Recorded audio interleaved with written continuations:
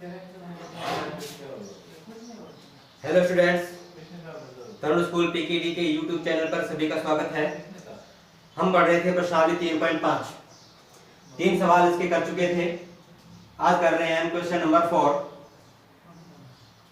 के ऐसे मान ज्ञात कीजिए जिनके लिए समीकरण x² + 5kx + 16 = 0 के मूल वास्तविक नहीं हो। देखो, इससे पहले हमने पढ़ी थी दो स्थितियां। प्रथम, मूल वास्तविक व बराबर, और दूसरी थी मूल वास्तविक तथा भिन्न भिन्न। ये दो स्थितियां हम पहले पढ़ चुके थे।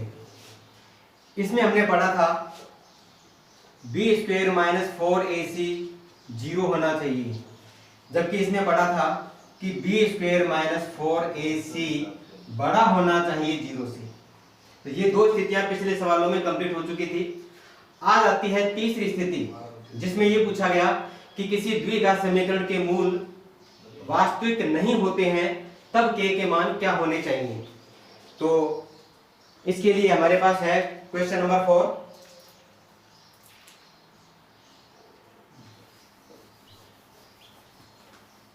तो सबसे पहले तो हम इस दी गई समीकरण की तुलना करेंगे इसके मानक रूप से, यानी ax² + bx + c = 0 से तुलना करने पर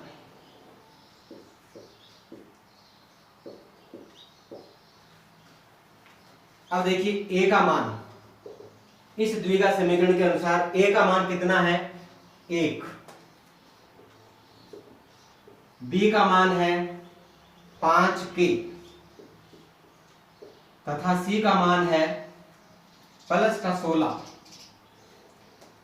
अब चूंकि दी गई द्विघात समीकरण के वास्तविक मूल नहीं है, वास्तविक मूल नहीं है, अतः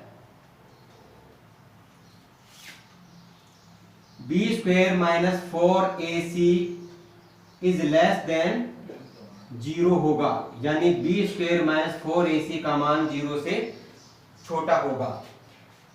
इसलिए b² - 4ac छोटा है 0 से।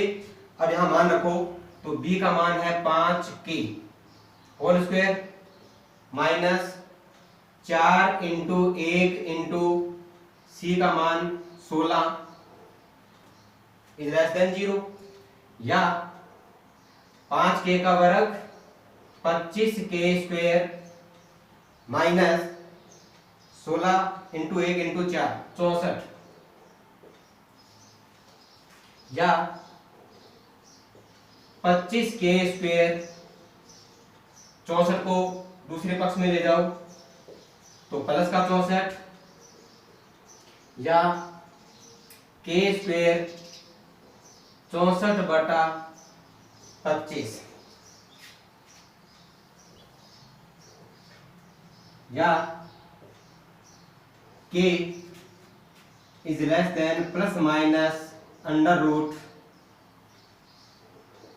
√64/25, या k ±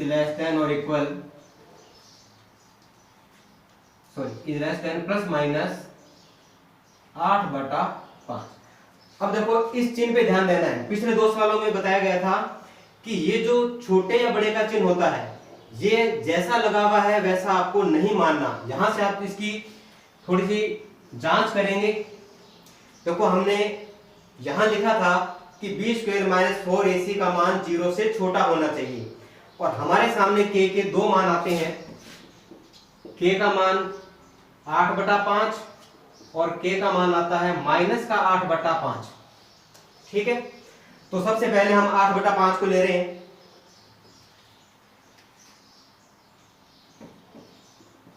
5 × 8/5 का whole square -64 is less than 0।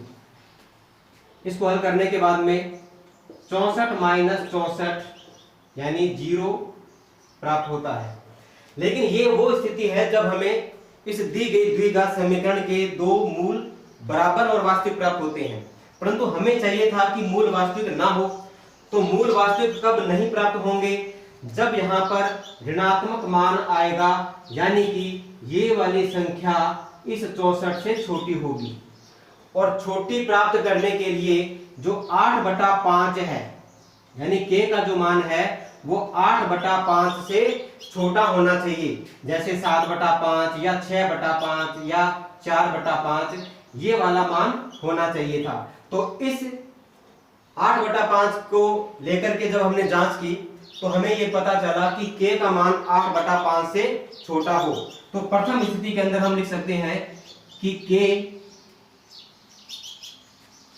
छोटा होगा 8/5 से। एक स्थिति तो ये आती है। दूसरा, यदि हम -8/5 लें तो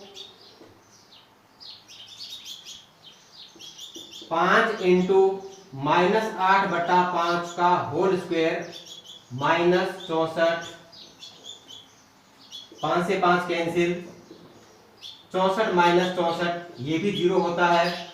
और यहां से फिर हमें दो समान तथा वास्तविक मूल प्राप्त होते हैं।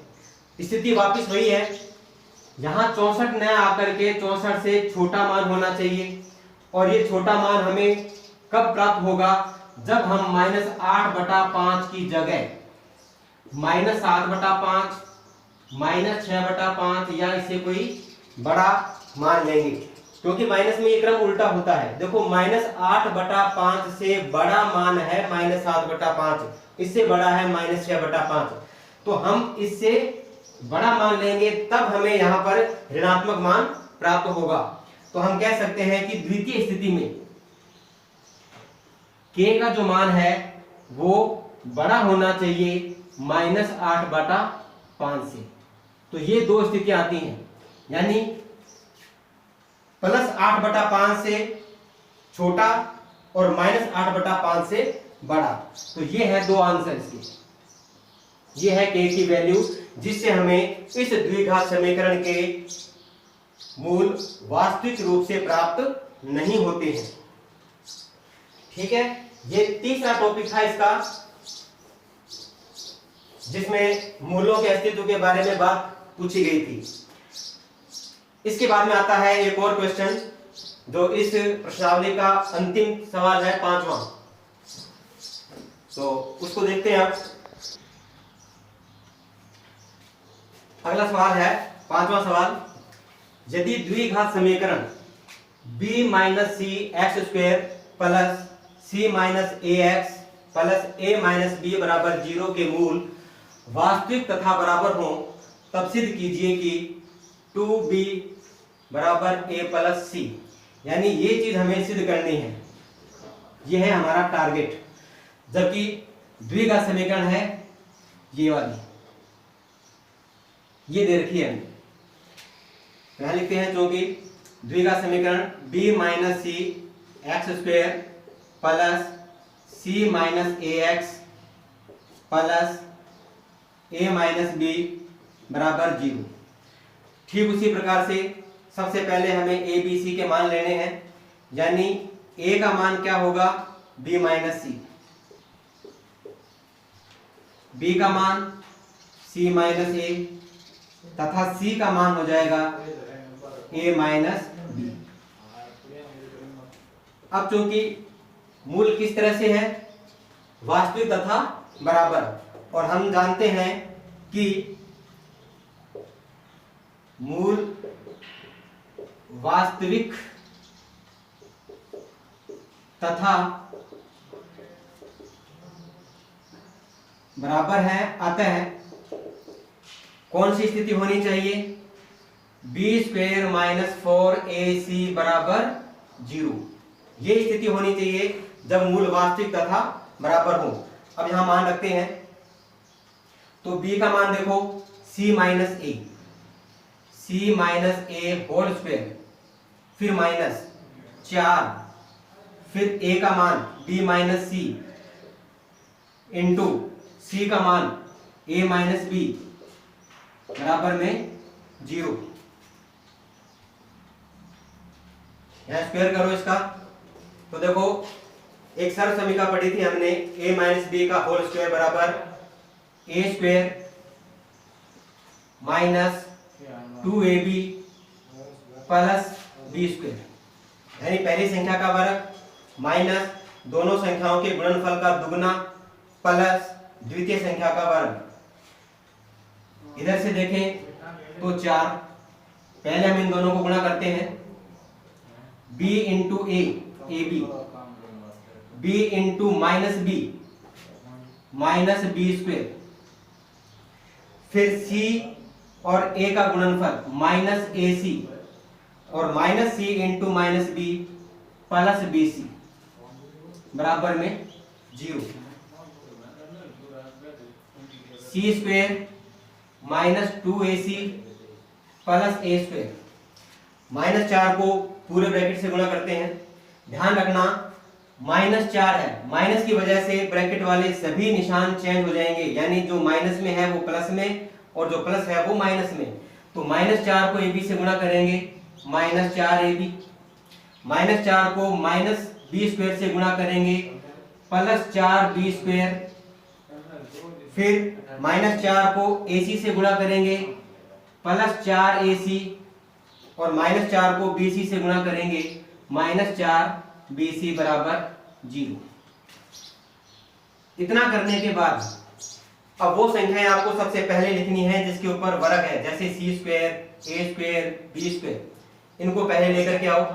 तो यहाँ आएगा c square plus a square plus 4b square. उसके बाद में देखते हैं क्रम से c और a, यानी ac कहाँ है वो देखिए, ac और भी कहीं है, हाँ ac, प्लस 4ac और माइनस 2ac, दोनों के चिन्ह विपरीत हैं, दोनों को आपस में घटाएंगे तो बचेगा प्लस का 2ac। उसके बाद में आता है a और b, यानी ab कहाँ है, माइनस का 4ab और कहीं भी नहीं है, माइनस 4ab। उसके बाद में देखो c और b, यानी bc, माइनस 4bc बराबर में है 0। अब देखो एक सूत्र पढ़ा था हमने, यहां बात करते हैं इसकी, a प्लस बी प्लस सी का होल स्क्वायर जब होता है तब इसका मान क्या होता है, a square plus b square plus c square plus 2ab plus 2bc plus 2ac। अब ये वाली स्थिति हमें प्रश्न में मिल रही है, जब ये स्थिति हो तो हम इसको ब्रैकेट के रूप में लिख सकते हैं। अब देखो कैसे पता लगा, तो ध्यान दीजिए कि जो स्क्वायर वाली संख्याएं हैं उसमें पहली को a, दूसरी को b और तीसरी को c मान करके हम इसको चेक करते हैं। तो पहली संख्या का वर्ग, दूसरी का वर्ग, तीसरी का वर्ग, तीनों पे आ रहा है। परंतु यहाँ एक चीज और देखनी है, क्योंकि सभी निशान एक जैसे नहीं है, यहाँ दो संख्याएं ऐसी आ रही हैं जो ऋणात्मक है। वो कौन सी हैं, पहले उनको देखिए, 4ab और दूसरी है 4bc। अब इन दोनों में से कोई एक संख्या तो ऋणात्मक है। अब ये पता कैसे लगेगा, तो देखो इन दोनों में से जो चर कॉमन है वही ऋणात्मक है। देखो a, तो यहाँ a नहीं है, कोई बात नहीं, b दोनों में आ रहा है, इसका अर्थ ये हुआ कि जो b वाली संख्या है वो ऋणात्मक है। ठीक है, तो यहां से आपको ये पता लगाना है। अब देखो इसको हम लिखेंगे कैसे, इसी सूत्र के आधार पर अगर हम लिखना चाहें तो वर्ग के रूप में इसको लिखते हैं। पहली संख्या यानी हम इसको लिख सकते हैं c का वर्ग प्लस a स्क्वायर, यानी ये है a का वर्ग, 4b स्क्वायर को हम लिख सकते हैं 2b का वर्ग, 2b का वर्ग, परंतु ये b की संख्या ऋणात्मक थी, ये ध्यान रखना, तो माइनस 2b का वर्ग, फिर प्लस 2ac,